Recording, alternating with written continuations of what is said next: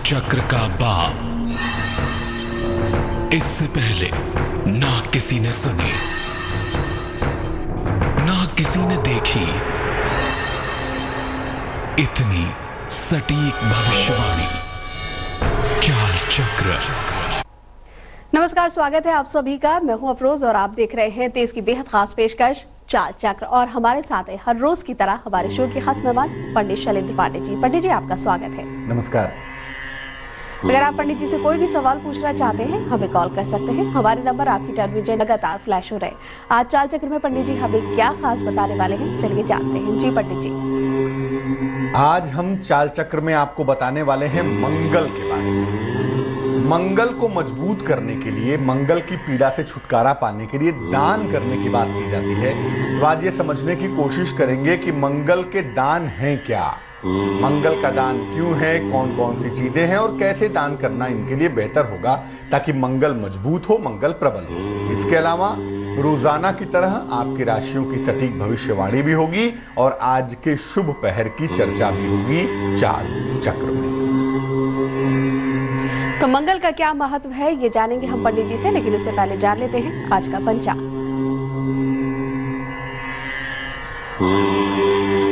बात करते हैं आज के पंचांग की। आज तिथि है माघ कृष्ण पक्ष की नवमी तिथि। आज का नक्षत्र है विशाखा नक्षत्र, बृहस्पति का नक्षत्र कहते हैं इसको। विशाखा नक्षत्र है आज का। चंद्रमा तुला राशि में रहेंगे। तुला राशि शुक्र की राशि है और चंद्रमा तुला राशि में विद्यमान होंगे और इसी आधार पर हम ये आकलन कर पाएंगे, हम ये समझ पाएंगे कि आपका दिन कैसा जाएगा, अच्छा जाएगा, बुरा जाएगा, कैसा होगा। ये हम चंद्रमा की चाल के आधार पर जान पाएंगे। हालांकि कुछ समय के उपरांत चंद्रमा वृश्चिक राशि में भी चले जाएंगे। राहुकाल का जो समय है, जिसमें कोई भी नया और कोई भी शुभ कार्य करने से आपको बचना है, वो समय है दोपहर के 3 बजे से तकरीबन 4:30 तक। हालांकि ईश्वर की उपासना करने का कोई समय नहीं होता। इस समय में भगवान की उपासना कर सकते हैं, लेकिन अन्य कोई भी नया और शुभ कार्य करना वर्जित होता है। उत्तर दिशा का दिशाशूल है आज। उत्तर दिशा की तरफ यात्रा करने की मनाही होती है, लेकिन अगर यात्रा करना जरूरी है, मजबूरी है आपकी, तो बेहतर होगा गुड़ खाके और भगवान का स्मरण करके यात्रा की शुरुआत करेंगे तो मुश्किल से बचे रहेंगे। आज मंगलवार है, मंगल का दिन है। तो चलिए पंडित जी से सबसे पहले यही जान लेते हैं कि मंगल ग्रह की आखिर क्या विशेषताएं हैं। देखिए, मंगल के दान की हम बात करेंगे कि भाई मंगल की पीड़ा से छुटकारे के लिए, मंगल को मजबूत करने के लिए अलग अलग किस किस तरह के दान किए जाते हैं। लेकिन इसके पहले कि हम दान पर चर्चा करें, पहले हमारे लिए जानना जरूरी है कि मंगल हमारे जीवन को कैसे प्रभावित करता है और मंगल की स्पेसिफिकेशंस क्या हैं, मंगल की विशेषताएं क्या हैं। देखिए, मंगल को ग्रहों में सेनापति माना जाता है। मंगल ग्रहों का सेनापति है ही। शक्ति का स्वामी है मंगल, ऊर्जा एनर्जी का स्वामी है मंगल, आत्मविश्वास का स्वामी है मंगल और पराक्रम का स्वामी है मंगल। आपके अंदर शक्ति कितनी है, आप कितने पावरफुल हैं, आपके अंदर ऊर्जा कितनी है, आप कितने एनर्जाइज्ड हैं, आपका कॉन्फिडेंस का लेवल कितना है और आप कितने पराक्रमी हैं, ये तमाम बातें मंगल ही आपको बता सकता है। मंगल का जो बेसिक एलिमेंट है, जो मुख्य तत्व है, वो अग्नि तत्व है, फायर एलिमेंट है और इसका जो रंग है वो लाल है।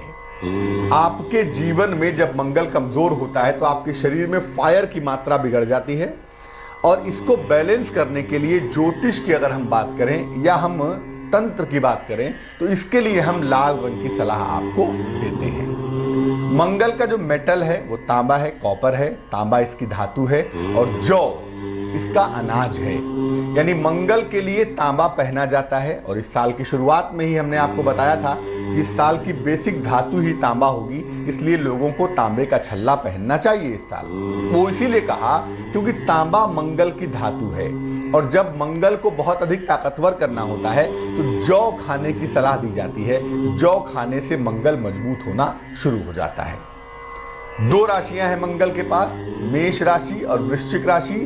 मेष राशि में मंगल के पास फायर होता है अग्नि होती है और वृश्चिक राशि में मंगल के पास जल होता है। यानी दोनों ही राशियां मंगल के होने के बावजूद दोनों की प्रॉपर्टीज अलग अलग है। मेष का मंगल फायरी मंगल और वृश्चिक का मंगल ज्ञानवान मंगल, धैर्यवान मंगल। मकर राशि मंगल की सबसे मजबूत राशि मानी जाती है। मकर राशि में मंगल उच्च का होता है, यानी अगर आपकी कुंडली में जहां 10 नंबर लिखा है, अगर वहां मंगल भी लिखा हुआ है तो निसंदेह आपका मंगल सबसे ज्यादा मजबूत होगा। और कर्क राशि में कैंसर में मंगल सबसे ज्यादा कमजोर होता है, इसीलिए अगर 4 नंबर में मंगल लिखा हुआ है तो निश्चित रूप से आपको दिक्कत हो सकती है। इसीलिए मंगल को समझना बेहद जरूरी है कि मंगल आपके जीवन में कैसे कैसे परिणाम देता है। अमूमन आपकी जो ऊर्जा है, आपकी जो ताकत है, आपकी जो साहस की स्थिति है, इसके पीछे मंगल जिम्मेदार होता है। चलिए पंडित जी, ये तो विशेषताओं की बात हुई, लेकिन मैं एक बड़ी नेगेटिव बात यहाँ पे करने वाली हूँ। सबसे पहले हालांकि हमें जानना ये चाहिए कि अच्छाई क्या है, लेकिन मैं यहाँ पर खराब होने के परिणाम जानना चाहूंगी कि अगर किसी का मंगल खराब है तो उसके क्या परिणाम हो सकते हैं। अफरोज, कोई भी व्यक्ति दुनिया में ऐसा पैदा ही नहीं हुआ जिसके 9 के 9 ग्रह ठीक हो जाएं, क्योंकि 9 के 9 ग्रह अगर ठीक होंगे तो फिर वो पैदा नहीं होगा, फिर तो वो ईश्वर ही होगा। यहाँ तक कि जब भगवान भी अवतार लेते हैं, भगवान भी प्रकट होते हैं, तो उनकी कुंडलियां भी जब हम बनाते हैं एक इंसान होने की वजह से, वैसे भगवान की कुंडली हम क्या बनाएंगे, लेकिन जब इंसान होने की वजह से उनका आकलन करते हैं तो हम ये समझ पाते हैं कि बहुत सारे ग्रह खराब होते हैं। और खराब इसलिए होते हैं क्योंकि हमें जीवन में संस्कार भोगना पड़ता है। जो कर्म हमने किया है ना, कभी अच्छा या बुरा, उसका संस्कार भोगना ही पड़ेगा। उसको कोई भी ज्योतिषी, कोई भी संत महात्मा टाल ही नहीं सकता। सिर्फ ईश्वर उसमें ढील दे सकता है और वो चाहे तो देगा। बहरहाल मंगल अगर कुंडली में खराब हो तो अलग अलग तरह की जीवन में मुश्किलें भी आती हैं और अलग अलग तरह से आपके जीवन पर, आपके स्वभाव पर इसका इंपैक्ट पड़ता है, इसका प्रभाव पड़ता है। कैसे पड़ता है? ऐसी दशा में व्यक्ति क्रूर होता है, एग्रेसिव होता है, हिंसक स्वभाव का होता है, वायलेंट होता है, दूसरों को मारने पीटने में, दूसरों को तकलीफ देने में उसे आनंद की अनुभूति होती है, उसे अच्छा लगता है। ऐसे लोगों के कॉन्फिडेंस का, आत्मविश्वास का और साहस का, ये दोनों ही स्तर कमजोर होता है। जिनका मंगल कमजोर होगा उनका मणिपुर चक्र कमजोर होगा, और अगर मणिपुर चक्र कमजोर होगा तो उनके आत्मविश्वास का और उनके साहस का स्तर भी कमजोर होगा ही होगा। अगर आपका मंगल कमजोर है तो ज्योतिष में हम मंगल को भूमि का अधिपति मानते हैं, लैंडेड प्रॉपर्टी का स्वामी मानते हैं। और ऐसी दशा में अगर मंगल कमजोर होता है तो व्यक्ति को संपत्ति और जमीन के मामले में मुश्किलों का सामना करना पड़ता है। उसे प्रॉपर्टी का फायदा इतनी सरलता से, इतनी आसानी से नहीं होता। व्यक्ति को रक्त संबंधी समस्याएं परेशान करती हैं, ब्लड रिलेटेड प्रॉब्लम। जो आपका ब्लड है ना, जो लाल लाल रंग का खून, वो खून भी मंगल का ही सब्जेक्ट मैटर है। इसीलिए मंगल के खराब होने पे हाई बीपी, लो बीपी, ये प्रॉब्लम अक्सर होती है, क्योंकि मंगल आपके शरीर के रक्त को, ब्लड को कंट्रोल करता है। मंगल अगर कुंडली में खराब है तो कर्जा आपका फर्ज हो जाता है, कर्ज आपका फर्ज हो जाता है। कर्ज कभी आपका पीछा नहीं छोड़ता, आज नहीं तो कल कहीं ना कहीं से आपके ऊपर कर्ज बना रहता है। वैसे मैं एक बात बता दूं, हर व्यक्ति के ऊपर कुछ कर्ज होते हैं, कुछ ऋण होते हैं। कभी चर्चा करेंगे कि जो ऋण एक मनुष्य के लिए सर्वाधिक इंपॉर्टेंट होते हैं वो कौन से होते हैं, जो अदा करना ही होता है, वो भी कभी बताएंगे। लेकिन हम जिस कर्ज की बात कर रहे हैं वो कर्ज धन वाला कर्ज है, फाइनेंशियल कर्ज है। अक्सर मंगल के कमजोर होने पर धन वाला जो कर्ज है, पैसे रुपए वाला जो कर्ज है, वो चिपका रहता है, वो आपका पीछा नहीं छोड़ता। मंगल मुकदमेबाजी का भी स्वामी होता है, डिस्प्यूट का भी मालिक होता है, कोर्ट कचहरी का भी मालिक होता है। तो कोई ना कोई मुकदमा, कोई ना कोई विवाद भी आपके साथ लग ही जाता है अगर मंगल कमजोर होता है तो। और अगर ये बहुत ही ज्यादा बुरा हो गया तब तो आपको जेल के दर्शन भी होंगे, कभी ना कभी आप जेल जरूर जाएंगे। ऐसी नौबत जरूर आएगी जब आपको जेल जाके तकलीफ उठानी पड़ेगी।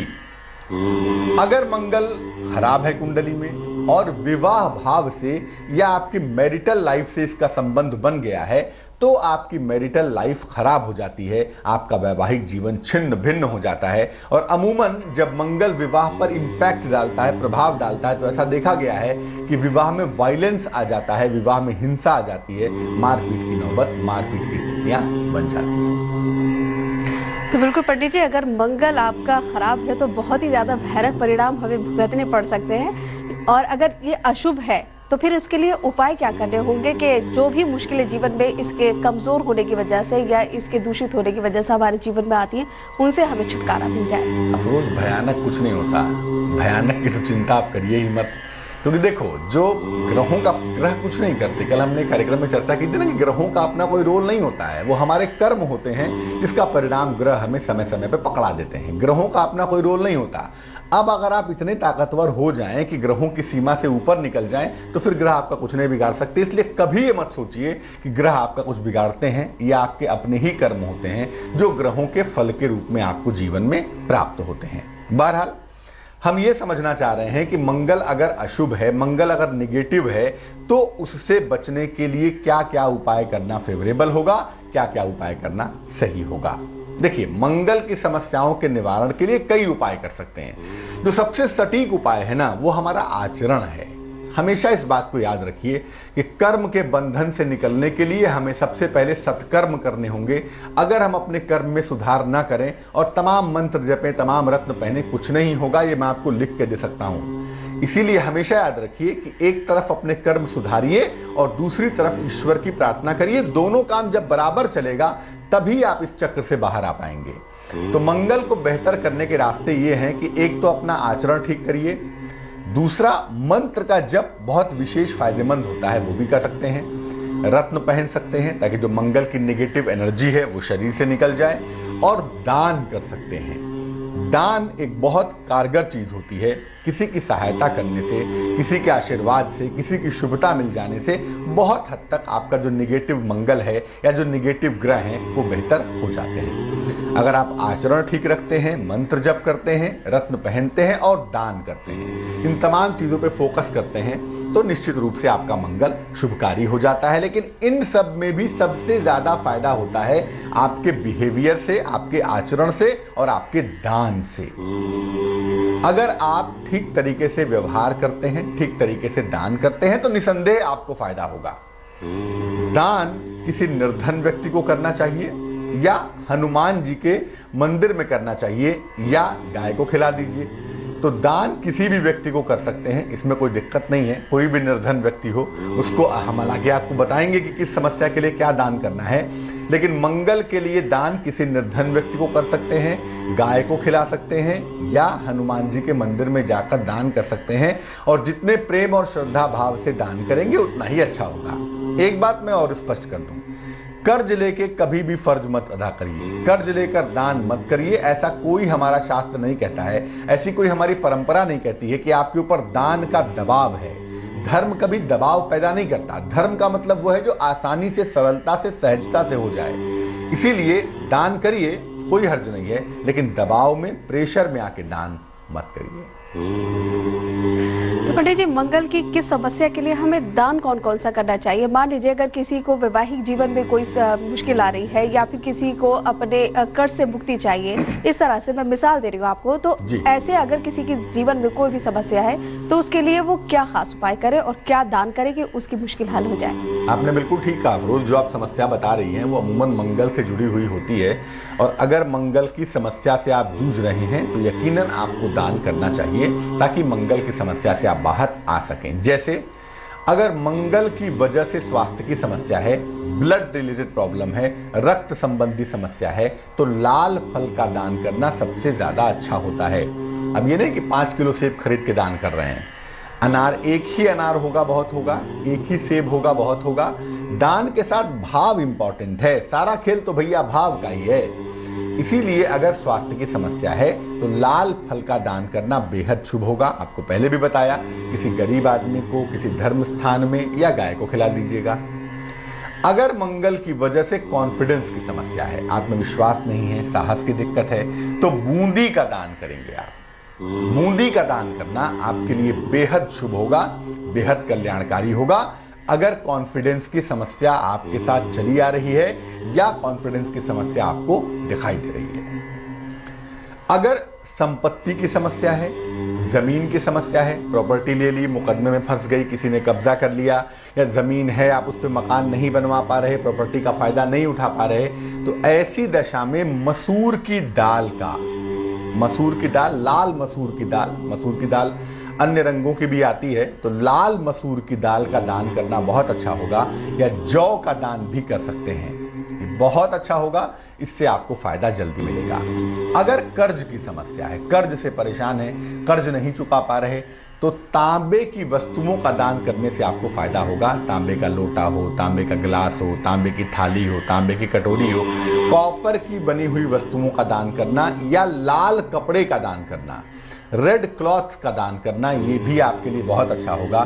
तांबे की वस्तु या लाल कपड़े का अगर आप दान करें तो मुझे लगता है कि अगर मंगल की वजह से ऐसी समस्या है, मंगल की वजह से अगर कर्ज आपको परेशान कर रहे हैं, तो इससे आपको राहत मिलेगी। अगर कोई मुकदमा है, कोई विवाद है, आपके सीने पे सवार है, बहुत समय से आपके ऊपर चला आ रहा है, आप उसका सलूशन नहीं ढूंढ पा रहे हैं, तो ऐसी दशा में मंगलवार को मीठी चीज का दान करना आपके लिए शुभ होगा। और अगर आप मंगलवार को मीठी चीज का दान करें तो ये बेहद कल्याणकारी भी होगा। देखिए, मंगल जब भी समस्या कारक हो, कोई भी दिक्कत हो मंगल की, मैंने आपको तमाम दिक्कतें बताई हैं, और मंगल की स्थिति कभी कुंडली में आपके शरीर में मंगल कहाँ रहता है, कभी बात करेंगे इस पर, लेकिन याद रखिए कि मंगल जब समस्या कारक होता है तो मणिपुर चक्र कमजोर होता है, बुरी तरह कमजोर होता है, और ऐसी दशा में नियमित रूप से अगर आप गुड़ का दान करते हैं तो ये आपके लिए लाभकारी होता है। ये दान मंगलवार को किसी भी वक्त कर सकते हैं, कोई क्वांटिटी फिक्स नहीं है कि आपको 10 किलो करना है, 20 किलो करना है। एक छोटा सा गुड़ का टुकड़ा भी दे देंगे ना, तब भी उसके उतने ही फायदे होंगे। गुड़ का दान करिए, किसी निर्धन व्यक्ति को, गाय को खिला दीजिए, मंदिर में दे आइए। नियमित रूप से अगर आप गुड़ का दान करें तो निश्चित रूप से आपको लाभ हो जाएगा। और बिल्कुल पंडित जी, जो भी दान करें उसके साथ भाव का जुड़ा होना बहुत जरूरी है कि आप किस भाव से वो दान कर रहे हैं। चलिए, इसी बीच कॉलर्स भी हमारे साथ जुड़े शुरू हो गए, उनसे बात करते हैं। ब्रिज हमारे साथ है, आजमगढ़ से हमें कॉल कर रहे हैं, उनसे बात करते हैं। जी पूछिए, क्या सवाल है आपका? लगता है ब्रिज से बात नहीं हो पा रही है। शोलापुर से एक कॉलर हमें कॉल कर रही है, शोभा, उनसे बात कर लेते हैं। जी पूछिए शोभा जी, क्या सवाल है? हेलो, नमस्कार। शोभा जी, क्या मेरी आवाज सुन पा रही हैं आप? जी नमस्कार, बताइए। हाँ, मैं ये सोलापुर से बोल रही है पंडित जी। जी। मेरा सोलापुर में एक मकान है, वो बेचने का है मुझे, तो वो मुझे जरा जरूरत है पैसे की, इसीलिए मैं थोड़ा प्रॉब्लम में हूँ, इसलिए कब बेचेगा वो? डेट ऑफ बर्थ मालूम है आपको अपनी? मेरा डेट ऑफ जन्म तारीख है 16 सितंबर 16 सितंबर 1950। 1950? हाँ, 50। हाँ, समय बताइए। समय मालूम नहीं है सर। कोई दिक्कत नहीं, 1 से 9 के बीच में कोई संख्या बताइए। 9।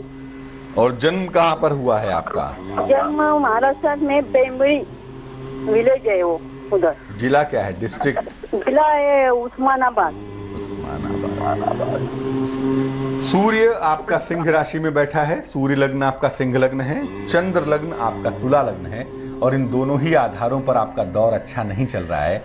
मान लिया हम प्रॉपर्टी बेचने की कोशिश भी करते हैं बहन जी, तो ये प्रॉपर्टी आपकी बिक तो जाएगी, लेकिन आपको बहुत फायदा होगा नहीं। जिस उम्मीद से आप प्रॉपर्टी बेचना चाहती हैं, उस उम्मीद से आपको पैसे मिलने कठिन दिखाई देते हैं। मेरी सलाह ईमानदारी की यही होगी कि आप जुलाई के बाद बेचने की कोशिश करिएगा। कम से कम बृहस्पति अच्छा होगा तो संपत्ति का अच्छा दाम पा जाएंगी, संपत्ति का अच्छा फायदा पा जाएंगी। तो जुलाई के बाद प्रॉपर्टी बेचने की कोशिश करें, आपके लिए बहुत अच्छा होगा, पहली बात।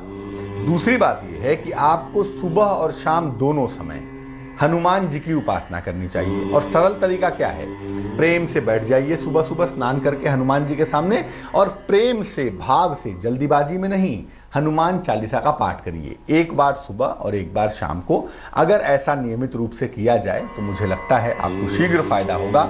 और मैं फिर यही निवेदन करूंगा कि प्रॉपर्टी आपकी मार्च अप्रैल में बिक तो सकती है, लेकिन उस समय आपको बहुत लाभ नहीं होगा।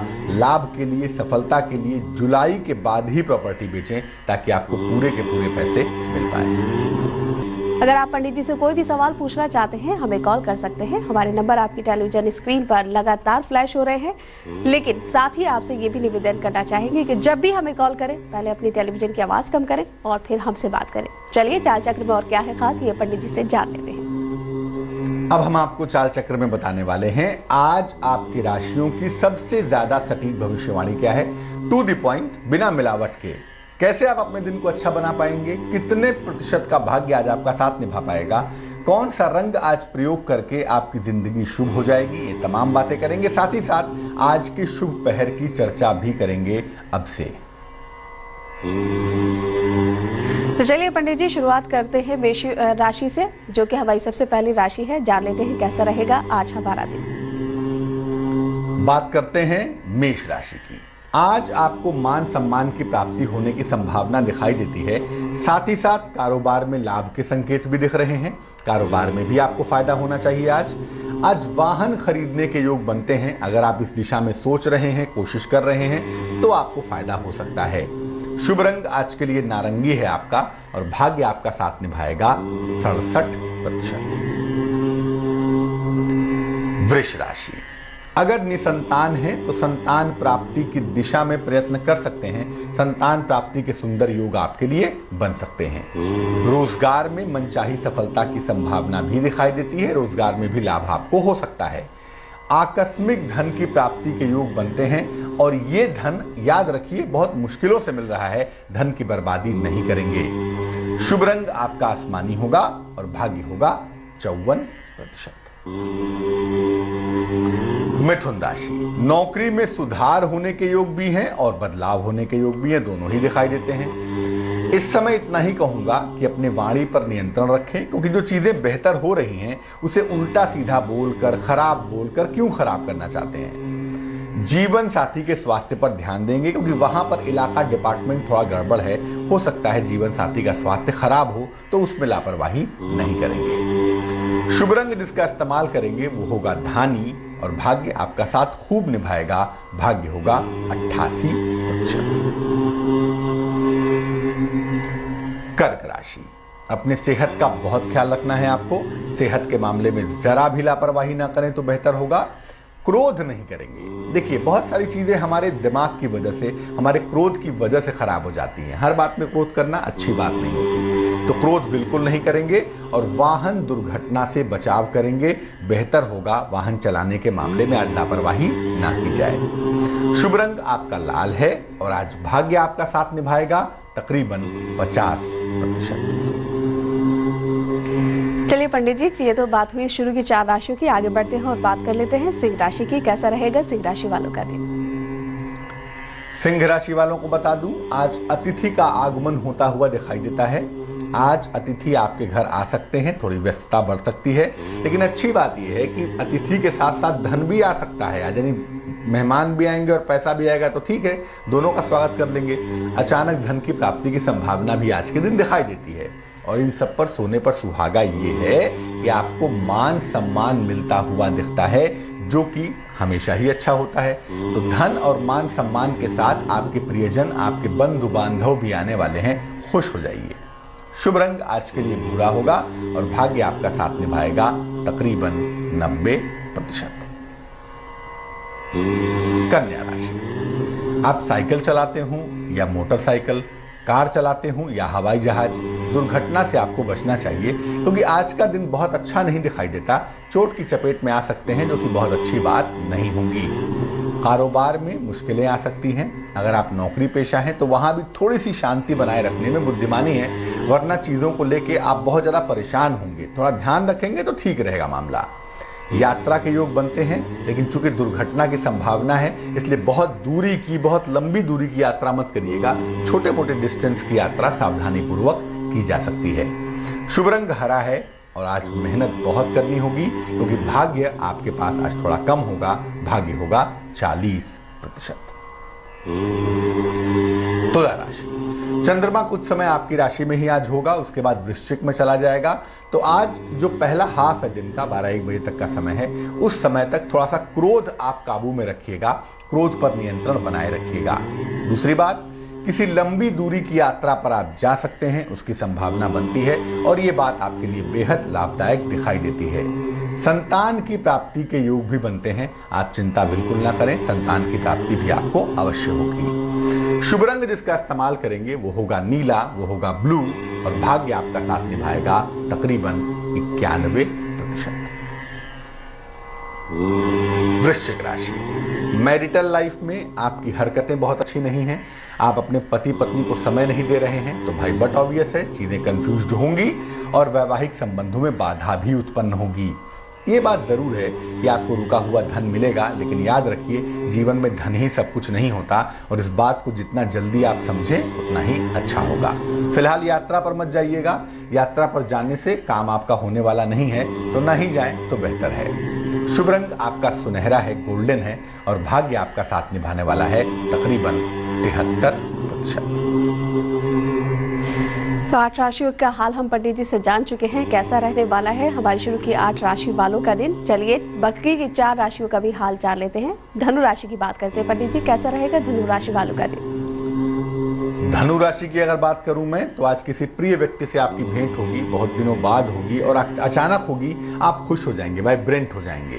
खान पान का बहुत ध्यान रखिए, खान पान के मामले में लापरवाही मत करिएगा, वरना आपको दिक्कत हो सकती है। कोई यात्रा करते हैं तो यात्रा को फिलहाल टाल देने में बुद्धिमानी है, क्योंकि यात्रा करने से आज हो सकता है थोड़ी परेशानियां हों, इसलिए यात्रा को टाल देना चाहिए। शुभ रंग आपका हरा होगा और भाग्य आपका साथ निभाएगा तकरीबन 49%। मकर राशि, आर्थिक पक्ष आपका मजबूत होगा ही होगा। आज फाइनेंशियली आपको फायदा होना निश्चित दिखाई देता है, निश्चित रूप से आपको फायदा होगा। खान पान पर अगर आप ध्यान दें तो बेहद अच्छा है आपके लिए, और आपको भी यही कहूंगा प्रभु यात्रा टाल दीजिएगा, क्योंकि अशांत मन के साथ की गई यात्रा अच्छी नहीं होती। तो बेहतर यही है कि यात्रा को फिलहाल टाल देंगे। शुभ रंग आपका काला होगा और भाग्य आपका साथ निभाएगा तकरीबन 55%। कुंभ राशि, मन के अंतर द्वंद्व से गुजर रहे हैं। एक तरफ मन परेशान है, दूसरी तरफ करियर से परेशान है, और ये द्वंद्व कहीं ना कहीं वाद विवाद पैदा कर सकता है, कहीं ना कहीं झगड़ा लड़ाई पैदा कर सकता है। तो वाद विवाद से बचने में बुद्धिमानी है। उपहार की प्राप्ति होती हुई दिखाई देती है, खुश हो जाइए। और आपके पद में प्रतिष्ठा में परिवर्तन के योग बनते हैं। हो सकता है आपकी पोजीशन में थोड़ा सा बदलाव हो, और अगर ऐसा कोई बदलाव होता है तो चेंज इज इनएविटेबल, परिवर्तन को स्वीकार कर लीजिएगा।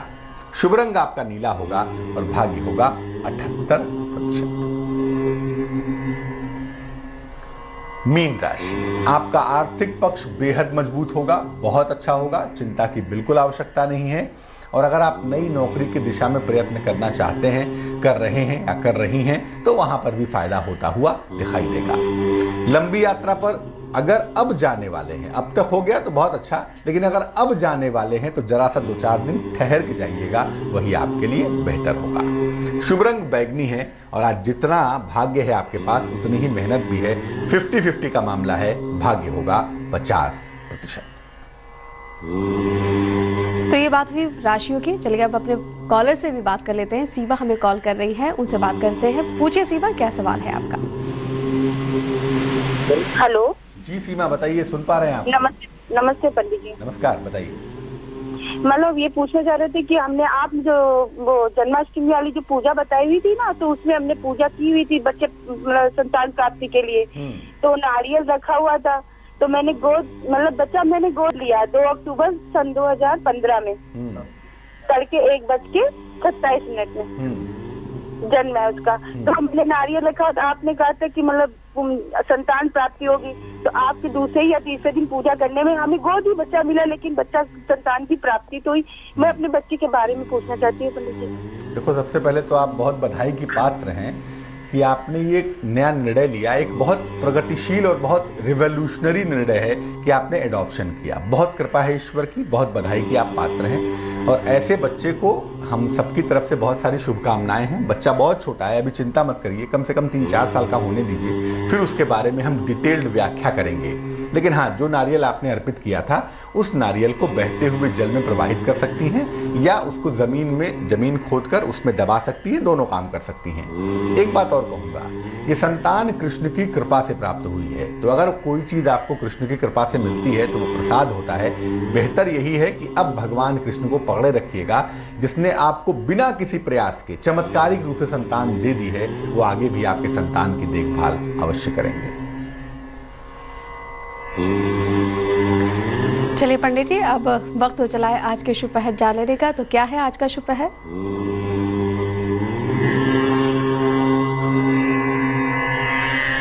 आज का शुभ पहर है शाम को 5:30 से तकरीबन 7 बजे तक।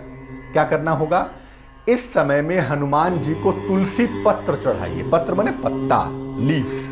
तो तुलसी के पत्ते 2 चढ़ाएं तो बहुत अच्छा होगा, वरना चाहे जितना चढ़ा दें। हनुमान जी को तुलसी के पत्ते चढ़ाइए, इससे आपको कर्ज से और धन के दबाव से राहत मिलेगी। इसलिए हनुमान जी को तुलसी के पत्ते आज अर्पित करेंगे। शुभ पहर का वक्त हमने आपको बता दिया है, उसी समय में अर्पित करेंगे शाम को 5:30 से तकरीबन 7 बजे के बीच में। हनुमान जी को तुलसी पत्र अर्पित करिए, धन और कर्ज के मामले में मुश्किलें आपकी कम हो जाएंगी। आज के लिए चाल चक्र में बस इतना ही। हमें दीजिए इजाजत, लेकिन आगे जरूर देखिए रिश्तों की कहानी संजय सिन्हा के साथ। नमस्कार। सगम मनी पमग नी पमग सनी पमनी सपस। जहाँ तक याद आती रहेगी